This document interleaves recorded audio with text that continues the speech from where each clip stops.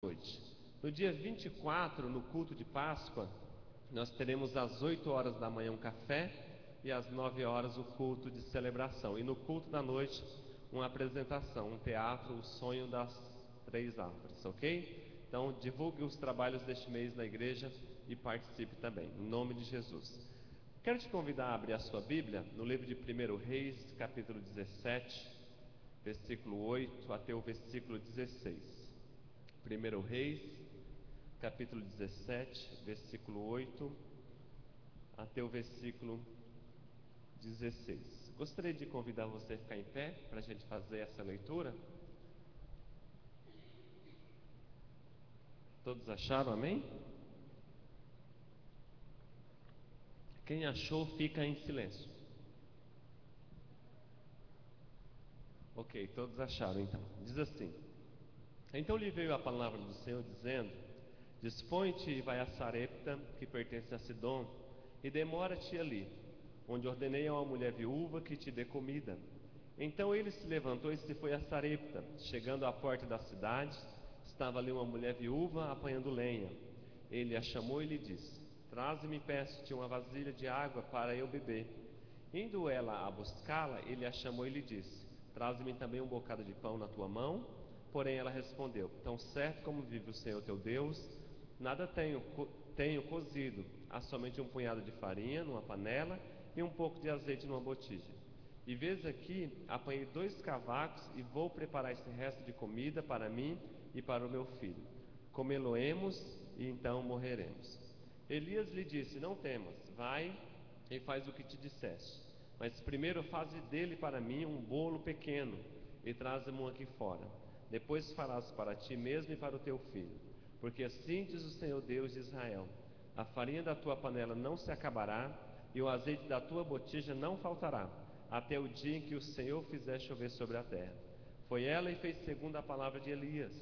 Assim comeram ele e ela e a sua casa muitos dias. Da panela a farinha não se acabou e da botija o azeite não faltou, segundo a palavra do Senhor por intermédio do profeta Elias. Amém. Podemos sentar, irmãos e irmãs? Não faltará azeite, amém? O contexto aqui é um contexto extremamente difícil na vida do profeta Elias. Elias havia profetizado que não haveria de chover sobre a terra de Israel, e assim foi. E como consequência, veio uma seca muito grande sobre a nação, e as plantações então não produziam, os rios se secaram, e o sol castigava o povo de Deus, o povo de Israel, que estava sob o governo de um rei ímpio, do rei Acabe. Irmãos, Deus então resolve providenciar para Elias uma maneira de sustento, porque Deus não desampara os seus filhos. Deus sempre tem uma resposta de bênção para a igreja dele. E então Deus diz a Elias: Elias, vai até um certo lugar, o ribeiro de Querite, e lá eu vou te sustentar. E a Bíblia diz então que Elias foi sustentado pelo corvo. Você conhece a história. E aqui então, depois de Elias ter sido sustentado pelo corvo, a Bíblia diz que Deus dá uma outra estratégia e uma outra direção para o profeta. Deus diz para Elias: sai e vai para Sarepta, porque ali eu preparei para que uma mulher viúva ela te sustente. Talvez Elias possa ter pensado que esta mulher viúva fosse uma mulher rica. O marido morreu e deixou uma boa herança e uma boa condição financeira para esta mulher. Mas Elias ia ter uma grande surpresa quando encontrasse com esta mulher. E nós vemos Deus dando essa direção a Elias exatamente para prover uma daquelas coisas que mais nos preocupa, ou seja, a questão das preocupações das pessoas relacionadas com a provisão alimentícia. Todos nós gostamos de comer, ou não? Sim. Se a gente não gostasse de comer, a gente não comia tanto, não é verdade? Então isso mostra que a gente gosta de comer. E quais são as grandes preocupações das pessoas? A preocupação é de que o alimento, a comida, esteja todos os dias na vida e na casa delas. Todo mundo quer ter comida para fazer todo dia, é verdade ou é mentira? É verdade. E Elias então estava correndo a respeito disso. A comida é essencial em nossa vida. Se você não comer, você morre. Precisamos nos alimentar, pelo menos 3 vezes no dia, para que nós possamos sobreviver. E esse texto de Reis, capítulo 17, relata exatamente como Deus se importa com esta área de nossas vidas e também com outras áreas de nossa vida. Esse texto de Reis que nós acabamos de ler é um texto que fala a respeito de milagres. Deus tem uma especialidade. Qual é a especialidade de Deus? Deus se especializou em milagres. E se você precisa de um milagre nessa tarde, Deus está aqui para entregar para você esse milagre, amém?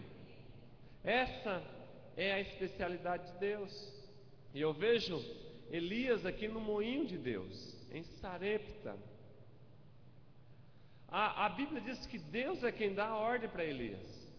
Deus envia Elias à cidade de Sarepta. Então lhe veio a palavra do Senhor dizendo: dispõe-te e vai a Sarepta. Ou seja, sai de uma cidade e vá para outra. Essa palavra Sarepta significa fundir ou refinar. Fundir ou refinar. Então Deus estava dizendo para Elias o seguinte: vai que eu vou refinar você, vai que eu vou fundir você. Como a ideia aqui é a ideia do ourives que está refinando o ouro. Como é que o ourives refina o ouro? Colocando no fogo, muito fogo. Mas a ideia aqui não é apenas uma ideia de refinar, a ideia de fundir. Sabe o que é fundir? Quem sabe o que é fundir? O que é fundir lá? Levantar a mão aí. Alguém lembra o que é fundir? Derreter. Gostei dessa definição. Fundir é derreter. É você tornar algo sólido em líquido. Através do quê? Do aquecimento. Através do fogo. Então o que Deus estava dizendo para Elias aqui é mais ou menos assim: Elias, vá até um lugar onde eu vou derreter você. E parece que em algumas situações de nossas vidas, parece que Deus está nos derretendo, não é não? O calor da luta, do sofrimento e da batalha é tão grande que a sensação é exatamente essa, uma sensação de derretimento. Parece que as nossas forças estão se exaurindo e a gente vai se desmontando até que não resta nada. Interessante que cada metal tem um ponto de fusão. Por exemplo, o estanho, ele se derrete a 230 graus. 230 graus. O chumbo, aproximadamente 300 graus. O alumínio, 700 graus.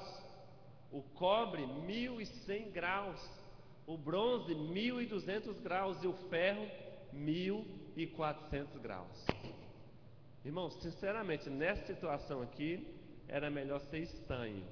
230 graus, a luta já vinha, o sofrimento já vinha, a gente já derretia logo, aprendia a lição, a luta passava. Mas acontece que tem crente que é como ferro, precisa de mais calor, mais calor, mais calor, mais calor, mais calor, para que Deus complete o plano dele na vida. Mas independente da luta e do tamanho e da intensidade do calor que você passa hoje, em nome de Jesus Cristo, Deus vai entrar com providência, assim como entrou na vida de Elias. Primeiro Deus leva Elias a Querite. Agora Deus aumenta o fogo da fornalha. E essa fornalha aqui é apenas para consumir as impurezas. E essa fornalha vai purificando o Elias. É o processo de Deus para refinar a joia rara que ele tem. Você é uma joia rara de Deus. E as lutas que você enfrenta servem para Deus refinar você. Amém, irmãos? É o processo do Senhor. Porque quando eu leio esse texto de Deus mandando Elias para lá, mandando Elias para cá, eu aprendo que Deus está no controle e que o plano dele é perfeito. Sempre. Deus não perdeu em nenhum momento o controle da situação na vida de Elias. Quer ver o versículo 8 que diz? Diz assim: então lhe veio a palavra do Senhor dizendo.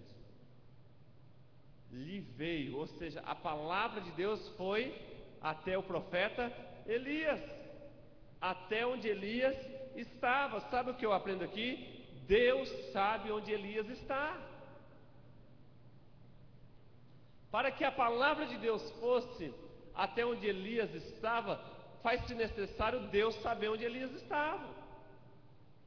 Porque se Deus não soubesse onde ele estava, a posição que ele estava, a vida que ele estava vivendo e o que estava acontecendo na vida dele, não teria como Deus enviar uma palavra específica exatamente no lugar que o profeta estava. Sabe o que eu aprendo aqui? Eu aprendo que Deus sabe onde você está. O cuidado, o zelo e o amor e a intenção de Deus em fazer o bem sobre você é tão grande que Deus colocou em você um chip localizador. Onde você for, Deus está acompanhando a sua vida. Não importa se você vai para a direita, para a esquerda, para a frente, para trás, para a cidade A, B ou C, Deus sabe onde você está para cuidar de você, meu irmão e minha irmã. Deus sabe. Veio-lhe a palavra do Senhor. Não julgue que Deus se esqueceu de você ou que Deus te abandonou. Afinal de contas, foi Deus quem enviou Elias a Querite. E em Querite, sabe por que Deus pede Elias? Sai de Querite, não vai ser mais alimentado por corvo, vai até Sarepta e lá você vai ser alimentado por uma mulher viúva. Sabe por que Deus manda Elias sair de Querite? É porque em Querite o ribeiro tinha secado-se. Em Querite não tinha mais água. Em Querite não havia mais condições de Elias ser mantido e sustentado. Então o que é que Deus dá ao profeta? Dá uma nova estratégia: saia desse lugar e vá para o outro. O que você precisa é estar atento à voz de Deus e à direção de Deus, para onde Deus está arrumando a sua vida. Vai, querido, sai de Querite, a fonte secou. Ou seja, Deus sabia que a fonte de Querite havia secado. Deus sabe o que está acontecendo com você hoje. Ele sabe o que se passa na tua vida nesse exato momento. Deus sabe por que você veio no culto hoje. Deus sabe quais são as tuas necessidades, tuas lutas, teus temores, preocupações, ansiedades. Deus sabe o que se passa no mais profundo da tua alma. E sabe o que é que Deus diz para você hoje? Eu tenho um plano para você. Ele não é pego de surpresa. Deus sabe onde você está. E o versículo 9 diz: dispõe-te e vai a Sarepta, que pertence a Sidom, e demora-te ali onde ordenei a uma mulher viúva que te dê comida. Dispõe-te e vai a Sarepta. É interessante que Deus não sabia apenas onde Elias estava, mas Deus sabia para onde Elias estava indo. Dispõe-te e vai a Sarepta. Elias, para onde você está indo? Estou indo para Sarepta, Senhor. Ah, Elias, eu sei. Deus sabe para onde você está indo. Em outras palavras, Deus sabe quais são os caminhos que você está traçando. Em outras palavras, Deus cuida do teu futuro. Por quê? Porque o teu futuro não é um futuro que simplesmente acontece. O teu futuro é o futuro que Deus faz acontecer. Qual é o futuro que Deus tinha para Elias? Elias, vai para Sarepta. Um plano, irmãos. Uma estratégia, uma intenção. Deus bolando alguma coisa para a vida desse homem. Deus tem um plano para a sua vida. Deus está bolando alguma coisa para a sua vida hoje. Deus tem um futuro assegurado para você, em nome de Jesus Cristo. Um futuro. Um futuro. Deus sabe aonde Elias está indo. E é Deus quem conduz o profeta. Sabe o que de lindo Deus nos ensina aqui? Que a tua vida simplesmente está sob o cuidado do Senhor. Talvez você olhe para o seu mês de abril